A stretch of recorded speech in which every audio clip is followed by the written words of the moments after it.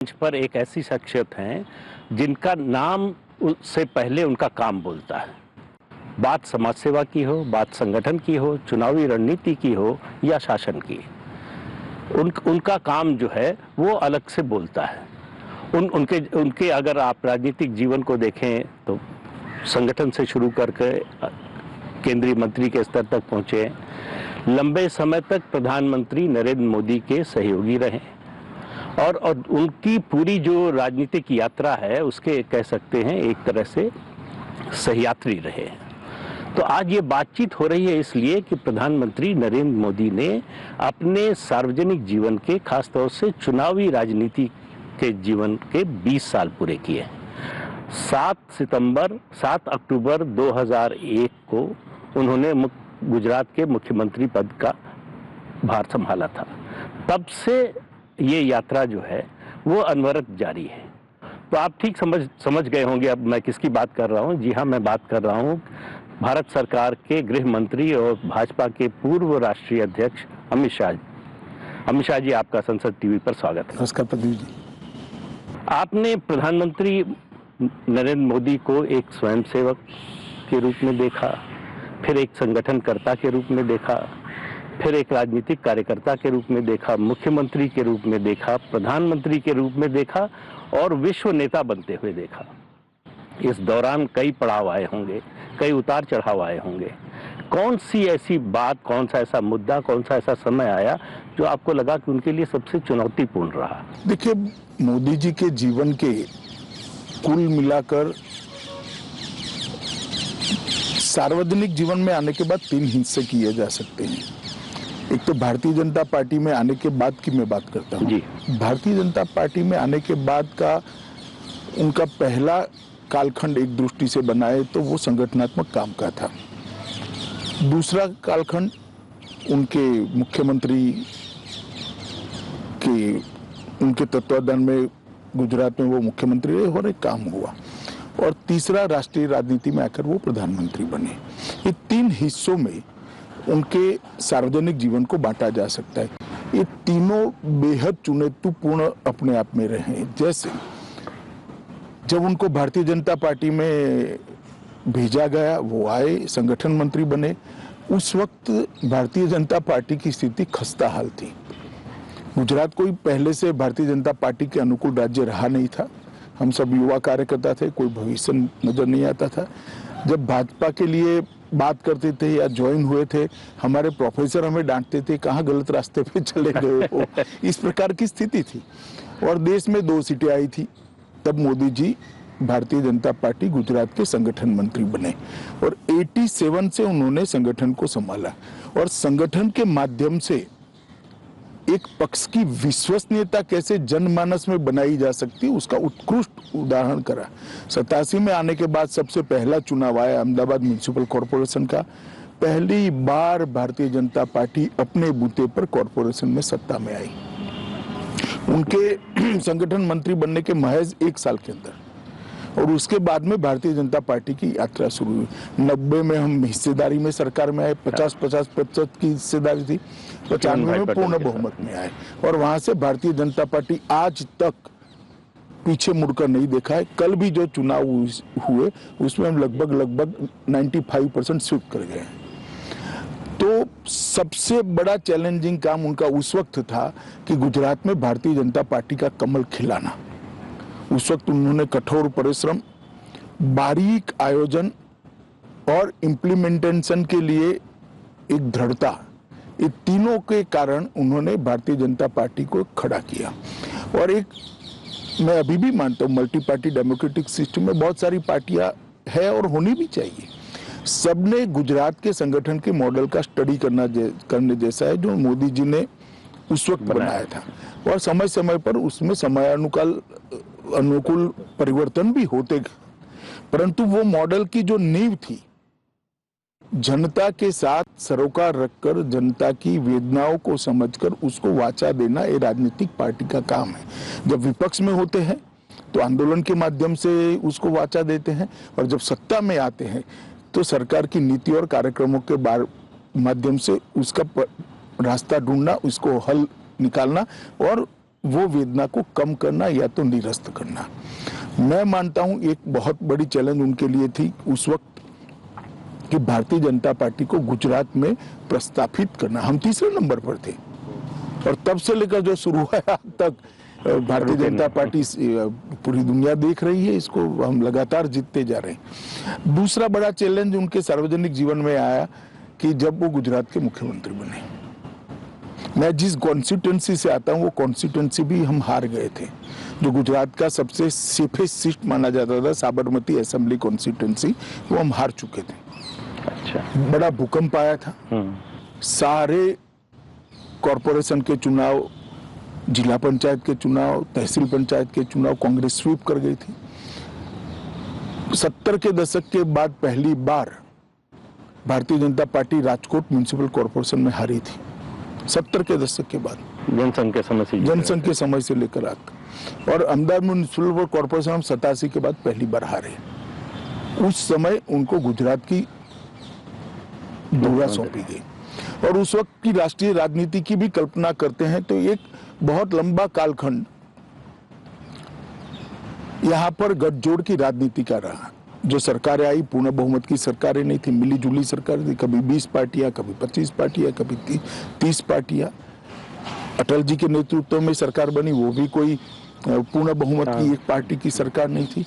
और इसका परिणाम वो ये हुआ था कि एक लचर स्थिति देश भर में बन गई थी और सब लोगों का भरोसा उठता जा रहा था। उस वक्त नरेंद्र भाई गुजरात के मुख्यमंत्री बने और गुजरात के मुख्यमंत्री बनने के बाद उन्होंने जिस प्रकार से तेजी से, हालांकि उनको प्रशासन का कोई अनुभव नहीं था, कभी सरपंच भी नहीं बने थे, आप विधायक तो छोड़िए, लोगों को और आश्चर्य होता है, सरपंच भी नहीं बने थे, मगर फिर भी उन्होंने बहुत धैर्यपूर्ण तरीके से प्रशासन की बारीकियों को समझा, जो एक्सपर्ट से उनको प्रशासन के साथ जोड़ा, उनकी चीजों को लोक भोग्य बनाया, योजनाओं में तब्दील किया और योजनाओं को लोगों तक पहुंचाने का काम किया।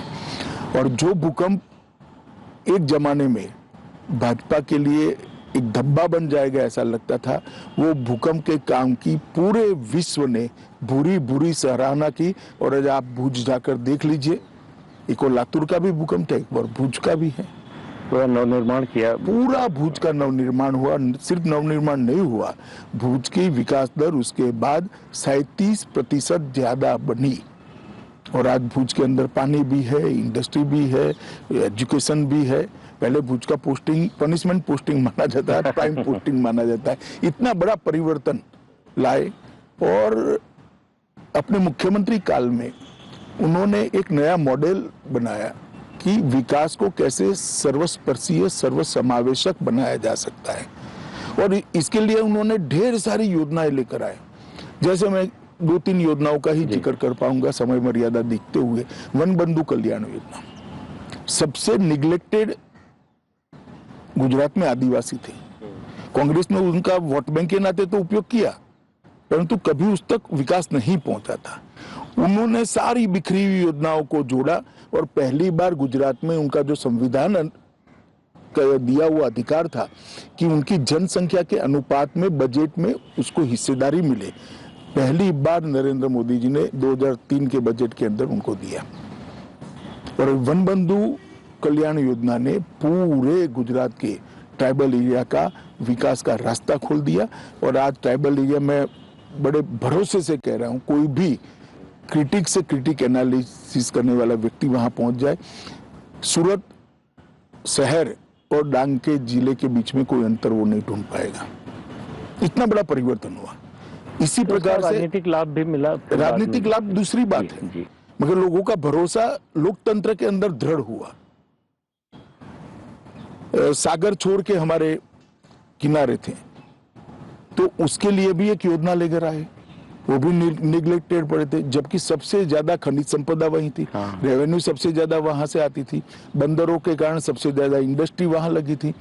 पूरे सागर छोर के किनारों को रोड से जोड़ दिया और इसके वहां पर हर तहसील की एक डेवलपमेंट प्लानिंग बनाई गई और सागर खेडू विकास योजना वहां उन्होंने शुरू की। आज वो एरिया पूरा गुजरात की इंडस्ट्रियल डेवलपमेंट का बैकबोन बना हुआ है। और तीसरा, हमारे यहाँ देश भर में था उस जी, वक्त जी। सबसे बड़ा प्रॉब्लम ड्रॉप आउट का था, enrolment and drop out education में, प्राइमरी एजुकेशन की मैं बात कर रहा हूँ। तो गुजरात जैसे राज्य में बहुत बड़ी समस्या थी।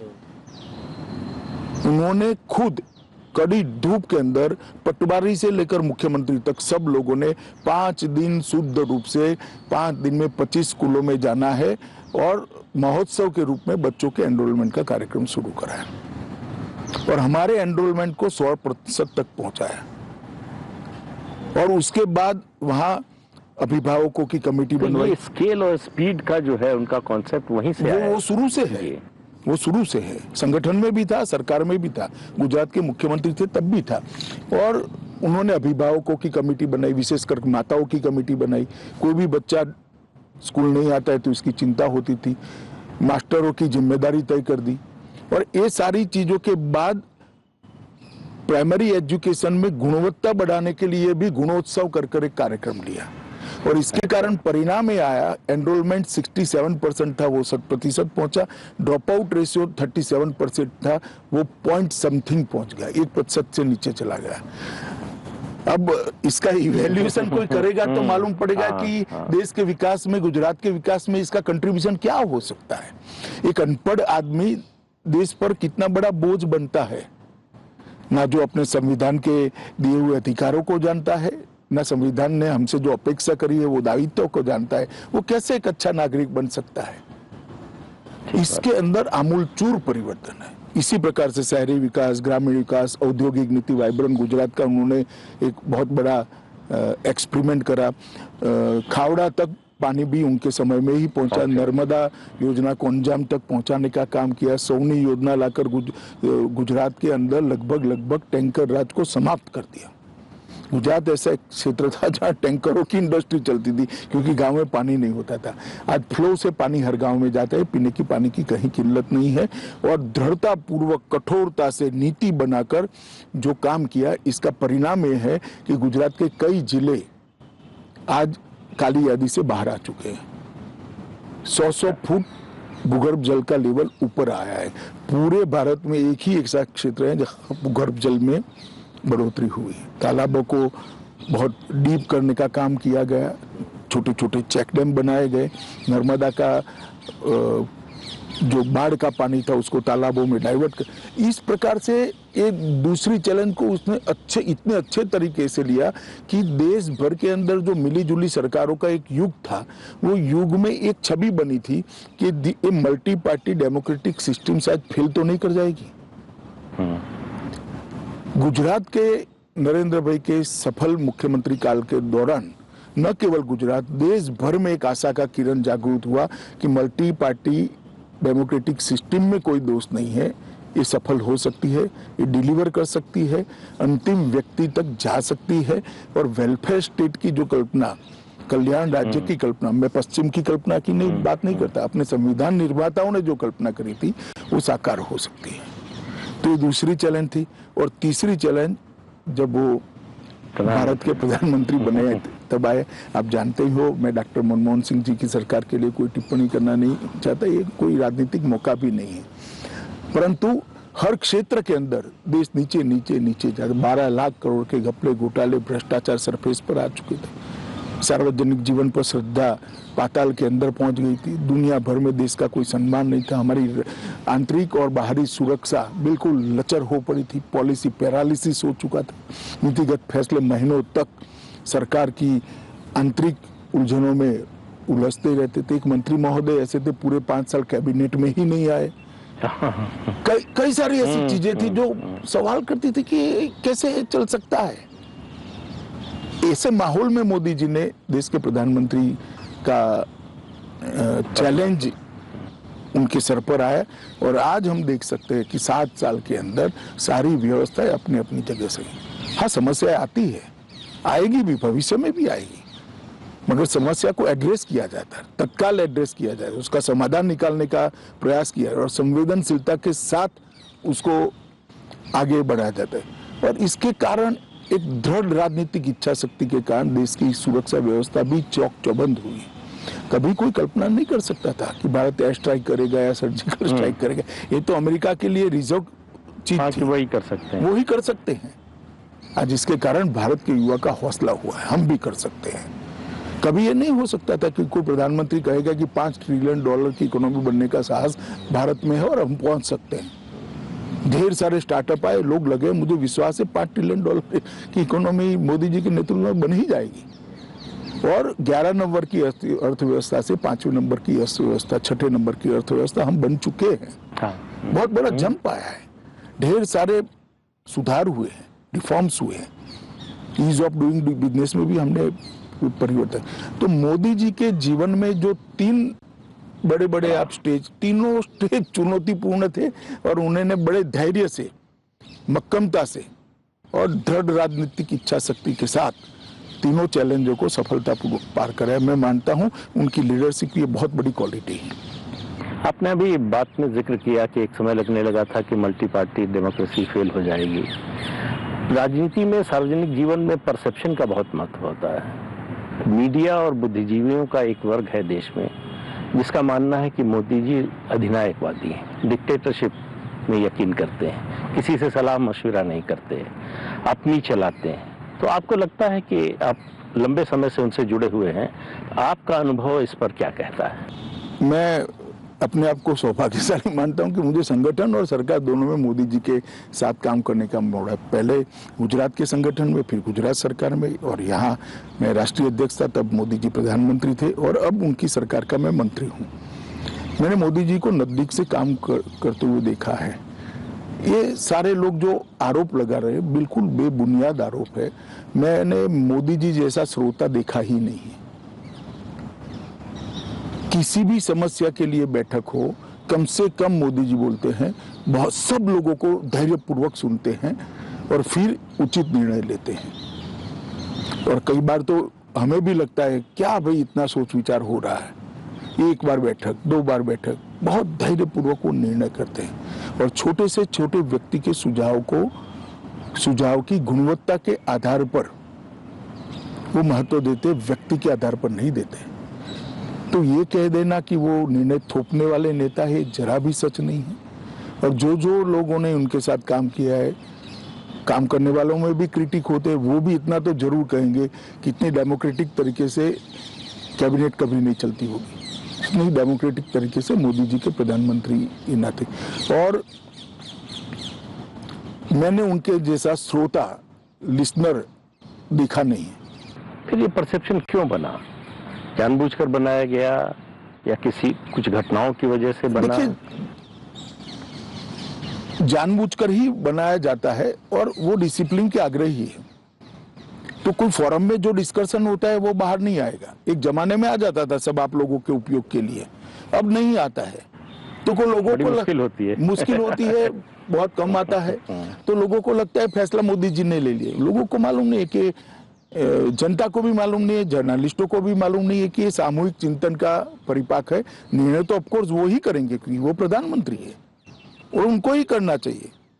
जनता ने अधिकार उनको दिया है, बाकी सारे मंत्री को फिर मोदी जी ने अधिकार दिया है। यही तो हमारा संविधान है।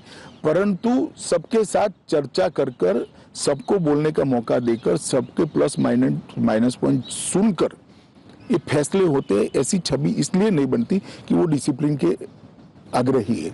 और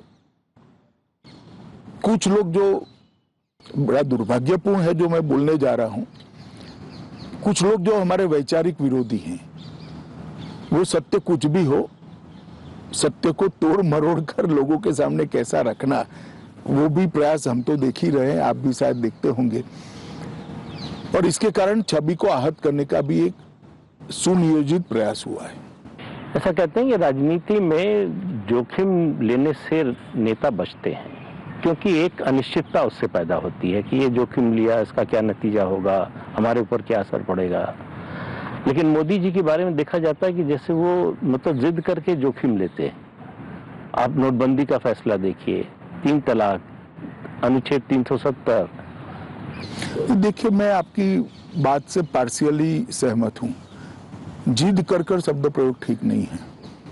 वो जोखिम लेकर फैसला करते हैं वो सही है, क्योंकि उनका मानना है और कई बार सार्वजनिक जीवन में उन्होंने कहा भी है कि हम देश बदलने के लिए सरकार में आए हैं, सरकार चलाने के लिए सरकार में नहीं आए। हमारा लक्ष्य देश के अंदर परिवर्तन लाना है। 130 करोड़ की जनता को विश्व में, दुनिया के सबसे बड़े लोकतंत्र को विश्व में एक सम्मानजनक स्थान पर पहुंचाना है, जो जबकि पोटेंशियल सालों से यहां पड़ा है। हमारा युवा धन पश्चिम और अमेरिका की ओर न जाता अगर ये फैसले सालों पहले हो गए होते तो,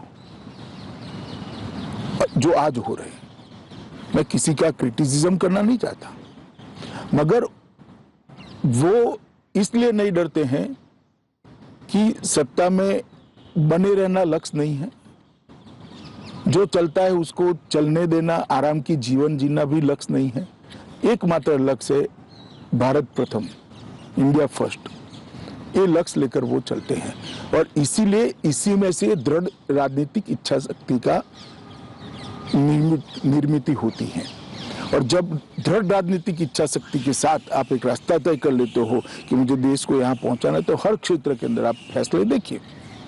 नोटबंदी का फैसला और कोई ले ही नहीं सकता, मैं आपको बताता हूं। इतना बड़ा फैसला उन्होंने लिया और हमारी टीका करने वाले जो करेंगे वो करेंगे, मगर मैं बताता हूं इससे देश के अर्थतंत्र के माहौल में बहुत बड़ा परिवर्तन आया कि नहीं, ये सरकार का व्हील है, काला धन नहीं चलेगा। कई बार विल का परिचय कराना, इच्छा का परिचय कराना भी बड़ी बात होती है। इसी प्रकार से जीएसटी, चिदम्बरम साहब से लेकर प्रणब मुखर्जी साहब सब बात तो करते थे, अच्छी अच्छी अंग्रेजी में बोलते थे, परंतु किसी की हिम्मत नहीं पड़ती थी। मोदी जी ने केंद्र का राज्य का फर्क भूलकर कि फेडरल स्ट्रक्चर है, हम एक टीम है, काफी ऐसी चीजें थी जो राज्यों में अविश्वास पैदा करती थी, उसको हटा दिया और जीएसटी को सर्वानुमत से, और मैं गर्व के साथ कह सकता हूं इक्का दुक्का चीज छोड़कर जीएसटी काउंसिल में एक भी फैसला बहुमत से नहीं लिया गया है, सर्वानुमत से लिया गया है। जबकि जीएसटी काउंसिल में सभी दल की सरकारों के वित्त मंत्री है। 3 तलाक का उन्मूलन, किसी में हिम्मत नहीं थी। साहबानू के केस को रिवर्ट करना पड़ा था, कानून को बदलना पड़ा, राजीव गांधी सुप्रीम कोर्ट के फैसले को बदला, उनको बदलना पड़ा था। 1 रैंक 1 पेंशन, कोई हिम्मत नहीं करता था।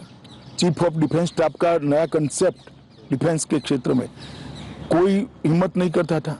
सर्जिकल और स्ट्राइक और एयर स्ट्राइक का सवाल ही पैदा नहीं होता था। हम चुप हो जाते एक आध दो निवेदन कर कर। आज सबको मालूम है कि भारत की सीमाओं के साथ कोई छेड़खानी बर्दाश्त नहीं की जाएगी। धारा 370, 35 से सबको मालूम था कि टेम्पररी था, अब इसकी जरूरत नहीं है। कोई छूने की हिम्मत नहीं करता था। इसी प्रकार से हमारी संस्कृति को लोगों तक पहुंचा, दुनिया तक। योग दिवस कितना बड़ा फैसला है, यूएन जनरल असेंबली ने इसको स्वीकार किया योग दिवस को, बहुत बड़ी बात है। भारतीय संस्कृति का इतना बड़ा एक्नॉलेजमेंट शायद ही कभी हुआ होगा। पेरिस समझौता, बड़े बड़े देश ये लक्ष्य को घोषित करने के लिए, प्राप्त करने की बात छोड़ो, घोषित करने के लिए झिझकते थे। मोदी जी ने कहा कि ग्लोबल वार्मिंग और जलवायु परिवर्तन को रोकना है तो यही एक रास्ता है। इंटरनेशनल सोलर अलायंस और ढेर सारे ऐसे फैसले उन्होंने जो लिए, वो मैं मानता हूं नई शिक्षा नीति और ढेर सारे फैसले। आर्थिक सुधार का तो एक पूरा इंटरव्यू आर्थिक सुधार पर हो सकता है, इतने सारे आर्थिक सुधार उन्होंने किए। तो ये मजबूत इच्छा शक्ति वाले प्रधानमंत्री के अलावे ये हो नहीं सकता है। तो मुझे लगता है कि वो इसलिए हो रहा है कि उनका लक्ष्य सत्ता में बने रहना नहीं है, उनका लक्ष्य भारतीय जनता पार्टी के लिए सरकार चलाना नहीं है, उनका लक्ष्य देश के लिए सरकार चलाना है, देश के गरीबों के लिए सरकार चलाना है। लेकिन ये विश्वास कहाँ से आता है कि हम जो भी फैसला लेंगे, चाहे जितना कड़ा हो, चाहे जितना जोखिम वाला हो, देश की जनता उसको स्वीकार कर लेगी? वो इसलिए आता है कि इसमें कोई निजी स्वार्थ नहीं है, ना दलगत स्वार्थ है ना व्यक्तिगत स्वार्थ है। अगर दलगत स्वार्थ होता है तो विश्वास की कमी होती है, व्यक्तिगत स्वार्थ होता है तो और विश्वास की कमी होती है। पर जब आप शुद्ध रूप से जनता के हित में ही सोचते हो तो मैं मानता हूं कि ये विश्वास अपने आप इसमें से ही बनता है। अभी प्रधानमंत्री ने ओपन मैगजीन है, अंग्रेजी की एक पत्रिका है, उसके इंटरव्यू में कहा कि उनकी प्रवृत्ति आध्यात्मिक थी। तो ये अध्यात्म से सत्ता की राजनीति, इसका तालमेल कैसे बिठाया उन्होंने? क्योंकि आपने बहुत करीब से देखा, आप ही बता सकते हैं। देखिए, मैं दोनों के बीच में बहुत बड़ा अंतर नहीं देखता। अध्यात्म के दो रास्ते हैं, एक आत्मा का कल्याण करना और दूसरा जनता समझ के कल्याण के लिए पुरुषार्थ करना। अध्यात्म के रास्ते पर जाने वाले भी वही करते हैं। मोदी जी भी आज वही कर रहे हैं। आप देखिए, देश के 60 करोड़ गरीबों को कई सारे वादे किए गए, मगर 70 साल तक उनके जीवन में गुणात्मक परिवर्तन कभी नहीं आया था। गरीब कल्याण की बातें सबने की, गरीबी हटाओ की बातें के नारे भी लगे, मगर हुआ कभी नहीं था। आज मैं इतना कह सकता हूँ, 11 करोड़ गरीबों के घर से धुआं गायब है। गैस का सिलेंडर वो गरीब महिला के घर में पहुंच गया है। लगभग 11 करोड़ शौचालय इस देश में बन चुके हैं, जिसमें से 9 करोड़ से ज्यादा उपयोग में है। तो वो 9 करोड़ परिवारों की महिलाएं आज शर्मसार नहीं है, सम्मान के साथ जीवन जी रही हैं। उनको भी हेतु होता है कि इस देश में मेरी हिस्सेदारी है, मेरी कोई चिंता कर रहा है। हर घर में नल का पानी पहुंचाने का काम हम शुरू करें। 8 करोड़ घरों में पानी पहुंचा, लगभग 2 करोड़ घरों में पहुंचने का काम हो गया। तो बहुत बड़ी बात है। 18,000 गांव, जब प्रधानमंत्री नरेंद्र मोदी ने शपथ ली तब वहां बिजली का खंभा तक नहीं था। 18,000 गांव आजादी के 70 साल के बाद बिजली से अछूते थे, और घर तो करोड़ों घर। आज वो 18 के 18,000 गांवों में बिजली पहुंच गई है, और इसके साथ 4 करोड़ घरों में घर में बिजली पहुंचाने का काम नरेंद्र मोदी जी की भारतीय जनता पार्टी की सरकार ने समाप्त कर दिया। लगभग 11 करोड़ किसानों को सालाना 6,000 रुपया मिल रहा है, और 1.5 लाख करोड़ रुपया एक साल के अंदर किसानों को पहुंचे। 1.5 लाख करोड़ रुपया। कभी यूपीए सरकार ने 60,000 करोड़ का ऋण माफ कर बहुत बड़ा काम किया था, ऐसा बताते थे। कहते हैं उसी से 60,000 करोड़ तो बैंक में ही वापिस आ गए, किसान को कुछ नहीं मिला, क्योंकि ये तो बैंक का ऋण माफ हो गया। तो बैंक में ये 1.5 लाख करोड़ रुपया सीधा किसान को मिला है, जिसे इसको बैंक से ऋण ही नहीं लेना। जो 1.5 एकड़ 2 एकड़ के खेत है, जो हमारे बहुत सारे प्रदेश में एवरेज जोत इतनी ही है, उसका तीनों खेती का खर्चा ही 6,000 होता है, तब उसको ऋण ही नहीं लेना पड़ता है। ये बहुत बड़ी उपलब्धि है, इसको कोई अलग तरीके से देखता नहीं है। एक और ऋण माफ करने की पॉलिसी लाना, और दूसरी ओर किसान को ऋण न लेना पड़े ऐसी स्थिति में ले जाना। वो 60,000 करोड़ का ऋण माफ किया था आपने, 60,000 करोड़ बैंकों में आ गए। हमने 1.5 लाख करोड़ दिया जो किसान के पास गए, और किसान ऋण मुक्त हो गया। मैं मानता हूं ये यूनिक विचार है। इसी प्रकार से आज घर में अकाउंट ना हो ऐसा कोई घर देश भर में नहीं। लगभग ढेर सारे लोग ऐसे थे जिनके 60 करोड़ लोग ऐसे थे जिनके परिवार में एक भी अकाउंट नहीं था। आज जनधन के माध्यम से उनको अकाउंट मिल गया। डीबीटी डायरेक्ट जाता है, कोई बिचौलिया नहीं है, कोई इनका पैसा खाता नहीं है। चाहे वृद्ध का पेंशन हो, वृद्धावस्था का पेंशन हो, चाहे विधवा का हो, चाहे बच्ची का वजीफा हो, सीधा पहुंच रहा है। इसी प्रकार से 5 लाख तक का आयुष्मान भारत योजना की स्कीम 60 करोड़ लोगों को मिली है। 60 करोड़ लोग आए, आश्वस्त है, घर में कोई भी आपत्ति आ जाए हमें चिंता करने की जरूरत नहीं। मोदी कार्ड को स्वैप करेंगे और हम हमारा इलाज करा देंगे। दुनिया में कोई नहीं सोच सकता 130 करोड़ के देश को मुफ्त वैक्सीन दी जाएगी। बाकी सारे कंपैरिजन करते हैं अंग्रेजी अखबारों में लिखकर, उनको मालूम नहीं है कि अमेरिका का आबादी उत्तर प्रदेश इतना है और 130 करोड़ का देश, 130 करोड़ लोगों को मुफ्त वैक्सीनेशन दे रहा। बहुत साहसी फैसला है। 43 करोड़ बैंक खाते खुल गए और 80 करोड़ लोगों को कोरोना में हमने मुफ्त राशन देने का काम किया। 80 करोड़ लोगों को 1 साल तक, 1.5 साल तक मुफ्त राशन दिया है। उसका बड़ा असर है लोगों पर। और मैं इसको असर से थोड़ा ऊपर जाकर सोचता हूँ, ये प्रधानमंत्री जी की सरकार की संवेदनशीलता है जो ये योजनाएं बनाती है। हम योजनाओं के अंदर उसका स्केल और साइज दोनों को बदले हैं। पहले होता था इतने घर बनाएंगे, अब हम कहते हैं कि सबको घर मिलेगा। पहले इतने घर में विद्युत पहुंचेगी, बिजली पहुंचेगी, अब कहते हैं कि सबके घर पहुंचाना है। पहले इतने शौचालय बनाएंगे, अब सब शौचालय सबके घर में पहुंचा। पहले गैस इतने देंगे, अब सबके घर में गैस। तो एक स्केल बदलने का काम किया, और ये स्केल बदलते ही 60 करोड़ लोग जो अपने आप को आजादी के साथ ना जोड़ते थे, ना लोकतंत्र के साथ जोड़ते थे, ना देश के अर्थतंत्र के साथ अपने आप को, क्योंकि वो तो बेनिफिशियरी था ही नहीं बेचारा। आज वो 60 करोड़ लोगों में एक आत्मविश्वास जगा है कि नहीं, ये देश की विकास में मेरा भागीदारी है, देश मेरा सोचता है, और ये 60 करोड़ लोगों की एक नई ऊर्जा देश के विकास के अंदर जुड़ी है। मैं मानता हूँ ये बहुत बड़ी बात है। लोकतंत्र का अर्थ क्या है? समविकास करना यही लोकतंत्र है।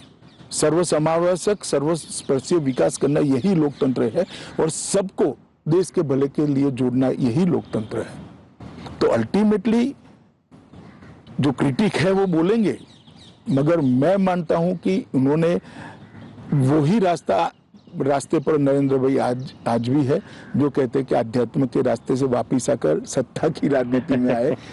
जरिया बदला है, लक्ष्य वही है। ये प्रधानमंत्री जब किसी को जिम्मेदारी देते हैं, बड़ी जिम्मेदारी देते हैं, तो किस आधार पर, क्या सोच के, क्या पैमाना होता है? आपको जब उत्तर प्रदेश का प्रभार दिया लोकसभा 2014 से पहले, तो कुछ बात की होगी, आपको बताया होगा क्या करना होगा। उत्तर प्रदेश में बहुत से लोगों ने आलोचना की कि अमित शाह जी उत्तर प्रदेश के बारे में क्या जानते हैं, कभी आए नहीं, रहे नहीं, लेकिन प्रधानमंत्री ने आप पर भरोसा किया, तो उसका कोई तो कारण। देखिए, उस वक्त हमारे अध्यक्ष राजनाथ सिंह जी थे, फैसला राजनाथ सिंह जी का था। मगर हाँ, मोदी जी प्रधानमंत्री पद के प्रत्याशी तो घोषित हो ही चुके हैं, तो स्वाभाविक रूप से एक सामूहिक फैसले होते हैं। परंतु मैंने मोदी जी जैसी स्मृति किसी की नहीं देखी। 1980 की भी बात जस की तस आज उनको याद होती है, और इस स्मृति को उन्होंने एक अलग प्रकार से संजो कर रखा है, और इसमें से एनसाइक्लोपीडिया जैसा हर व्यक्ति के लिए इनका असेसमेंट तैयार होता रहता है, और फिर भी साथियों से सलाह मशवरा कर कर ही वो अंतिम निर्णय करते हैं। तो मुझे लगता है कि व्यक्तियों के चयन के बारे में और व्यक्तियों को काम देने के बारे में उनके ज्यादातर फैसले अच्छे भी होते हैं और सफल भी होते हैं। उज्ज्वला जैसी योजना भी आपने जिक्र किया, शौचालय की बात हो, जनधन योजना, जैम की जो ट्रिनिटी बनाई उन्होंने, और एक तरफ ये जो गरीबों के लिए, गरीबों के जीवन में गुणात्मक परिवर्तन लाने के लिए, दूसरी तरफ आर्थिक सुधार के कार्यक्रम। तो एक तरफ लगता है कि बिल्कुल वामपंथ के रास्ते में पर जा रहे हैं, दूसरी तरफ लगता है कि धुर दक्षिण पंथ के रास्ते पर जा रहे हैं। तो ये तालमेल कैसे बिठाते हैं? देखिए, जरा भी वामपंथ का रास्ता नहीं है।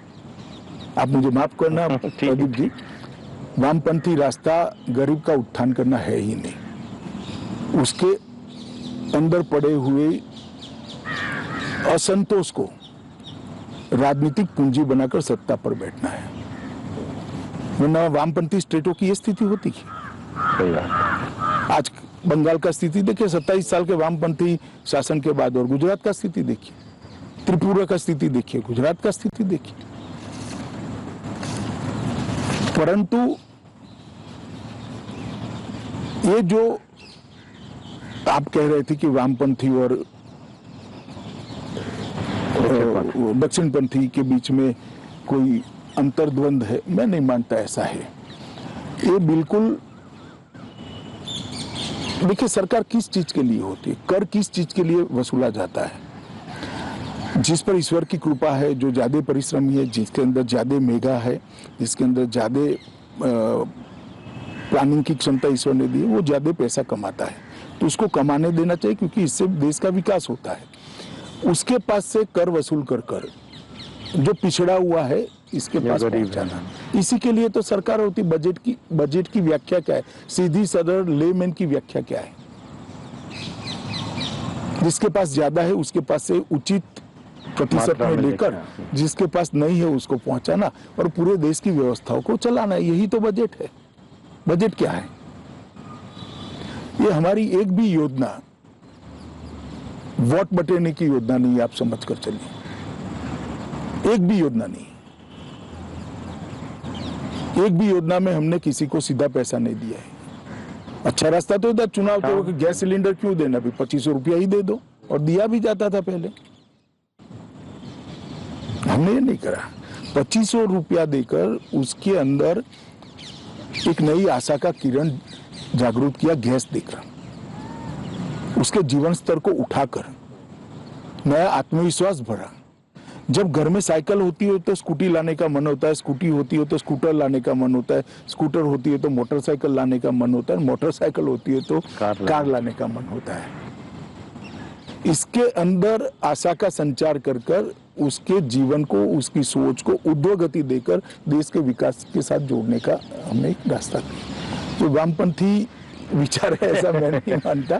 तो मुझे लगता है सरकार का काम है। तो क्या लगता है आपको इसी वजह से मोदी सरकार की योजनाओं नीतियों से ज्यादा मोदी पर व्यक्तिगत हमले होते हैं, उनकी व्यक्तिगत आलोचना, निंदा, भर्त्सना ये जो होती है, निजी आक्षेप कि इन मुद्दों पर जवाब नहीं दे सकते? नहीं, ऐसा नहीं है। देखिए, मैं इसका अलग तरीके से एनालिसिस करता हूँ।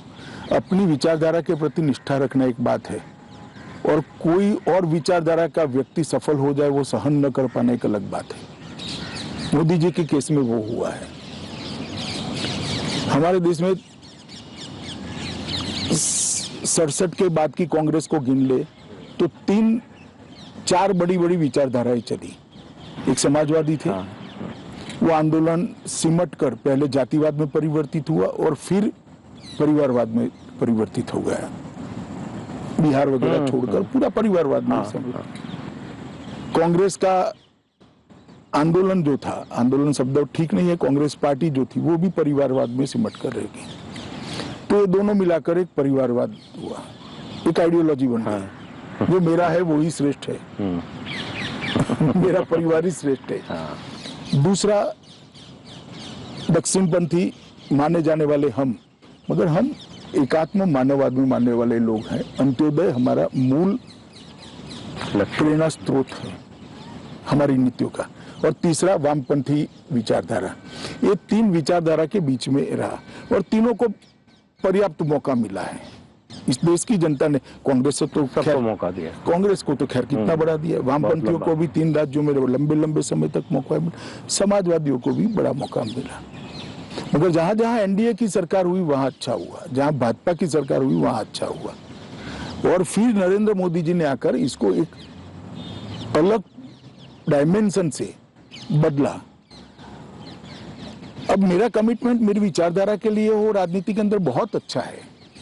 राजनीति के अंदर व्यक्ति ने विचारधारा के आधार पर ही काम करना चाहिए लोकतंत्र में, परंतु मेरे अलावे और कोई विचारधारा या तो कोई और विचारधारा रखने वाला नेता सफल होता है, इसको मैं सहन न कर पाऊं, ये अच्छा नहीं। कुछ परिवार तो आज भी मानते कि हमारे परिवार के अलावा कोई कैसे देश का प्रधानमंत्री बन सकता है। तो फिर वहां विचारधारा का सवाल कहां से आया? तो वो परिवारवादी विचारधारा है, वो एक आइडियोलॉजी बन चुकी है। देखिए, चाणक्य ने एक सूत्र दिया था कि ज्येष्ठ होता है वो श्रेष्ठ नहीं होता है, श्रेष्ठ होता है वो ज्येष्ठ होता है। इन्होंने किया कि मैं ही श्रेष्ठ हूं, हमारे अलावे किसी को शासन करने का अधिकार नहीं है। जब मैं एसपीजी का कानून लेकर आया तो भाई गांधी परिवार को क्यों हटा रहे हो, भी क्यों रखे? मेरा सवाल अलग है। ये कानून कोई गांधी परिवार के लिए नहीं है, देश के प्रधानमंत्री के लिए। आप बनो प्रधानमंत्री, चुनकर आओ, ऑटोमेटिकली आपको सुविधा मिलेगी। नहीं बनोगे तो छोड़ देंगे। कल को मेरी सरकार नहीं है तो मुझे भी आम आदमी की तरह जीना चाहिए। और हम रहे सालों तक ऑपोजिशन में, हमने कभी ये सवाल नहीं उठाए। मगर ये जो मानसिकता है, इसी प्रकार से वामपंथी मित्रों की भी मानसिकता है कि ये कैसे सफल हो गए, इसके कारण व्यक्तिगत हमले होते हैं। मेरा तो राजनीति में मानना है, मैं इन सभी मित्रों को कहना चाहता हूं कि आप हमारी नीतिगत शिकायत जरूर करिए, जरूर करिए। हमारी सरकार में करप्शन है तो उसको उजागर करिए, हमारी कोई फेलियर हो तो जनता के सामने लेकर जाइए। मगर ऐसा लिख देना कि मोदी जी नहीं रहते हैं तो ये प्रधानमंत्री बन जाएगा, इस प्रकार की बातें करना मैं नहीं मानता। इस प्रकार की गतिविधियों से राजनीति का स्तर बहुत नीचे ले जा रहे हैं, जो दुखद है। पिछले दिनों आपने एक लेख में मोदी जी को सबसे बड़ा रिफॉर्मर या बहुत बड़ा रिफॉर्मर बताया। तो ये किस आधार पर, किन बातों के आधार पर, कामों के आधार पर ये कहा? देखिए, इन्होंने देश की ढेर सारी समस्याओं को मूलभूत सोच से विपरीत होकर, मतलब पारंपरिक सोच से विपरीत होकर देखा और इसका समाधान किया है। यही तो रिफॉर्म है। जैसे गरीबी उन्मूलन मैंने करा, इसी प्रकार से आर्थिक सुधारों में कोई समझता ही नहीं था कि भाई ईज ऑफ डूइंग बिजनेस के बगैर ये देश उत्पादन का केंद्र बन ही नहीं सकता। इस देश के 60 करोड़ लोग अगर देश की अर्थव्यवस्था से नहीं जुड़े, बैंक अकाउंट ही नहीं है, तो इस देश की 100% ऊर्जा का उपयोग हो ही नहीं सकता। तो इसके लिए इन्होंने रिफॉर्म करे और ढेर सारे रिफॉर्म करे। मैं सिर्फ रक्षा और आंतरिक सुरक्षा के बारे में बताता हूँ। 370, फिर CAA, इसके बाद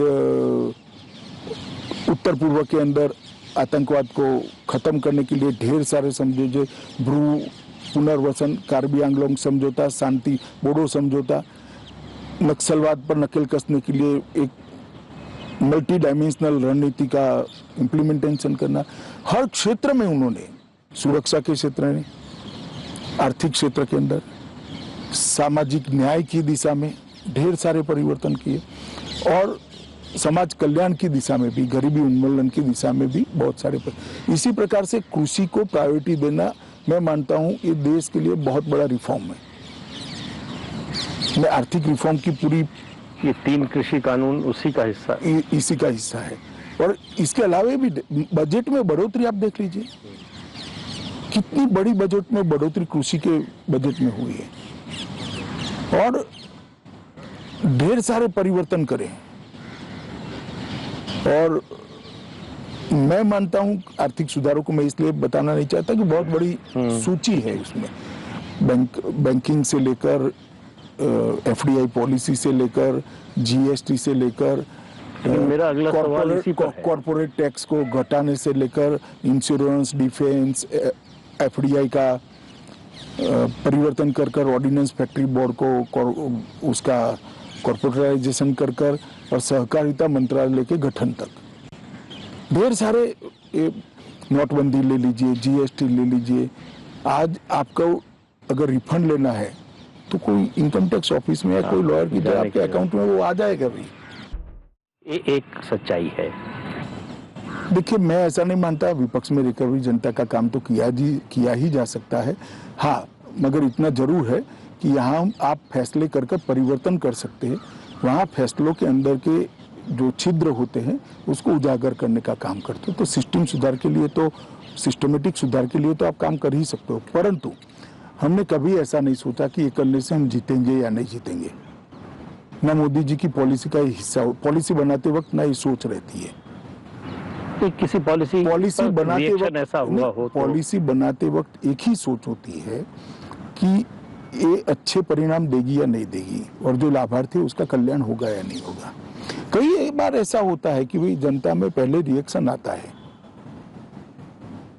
और उसका कई बार राजनीतिक खामियाजा भी भुगतना पड़ता है, मगर हम राजनीति में राजनीतिक पार्टी को जिताने के लिए नहीं है, हम राजनीति में देश को आगे बढ़ाने के लिए है, देश की समस्याओं का परमानेंट सॉल्यूशन लाने के लिए है, देश को सम्मानजनक जगह विश्व में दिलाने के लिए, देश को सुरक्षित करने के, पूरे देश को शिक्षित करने के लिए और देश की संस्कृति को पूरे विश्व के अंदर उचित स्थान मिले, इसके लिए हम राजनीति के अंदर हैं। तो स्वाभाविक रूप से हम राजनीति में तो चुनाव तो जीतना चाहते ही है, प्रयास भी करते हैं, यत्न भी करते हैं उसके लिए, परंतु लक्ष्य वो नहीं है। प्रधानमंत्री नरेंद्र मोदी मेरी समझ से देश के अकेले नेता हैं जिनके खिलाफ 20 साल से लगातार अभियान चल रहा है और जो अभियान चलाने वाले हैं वो थक नहीं रहे।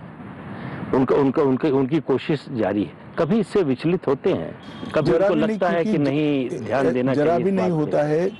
हर विरोध के साथ मोदी जी और मजबूत होते हैं और वो मोदी जी का हौसला बढ़ता है, क्योंकि जनता का आशीर्वाद उनके पास है, जनता का समर्थन उनके साथ है और जनता चट्टान की तरह नरेंद्र मोदी जी के साथ खड़ी है। और लोकतंत्र में इससे बड़ी उपलब्धि क्या हो सकती है? कि पूरे देश की जनता, एक आदमी कटु फैसले लेते, कड़े फैसले लेता है। कई बार तो जनता के लिए भी कड़े फैसले होते हैं,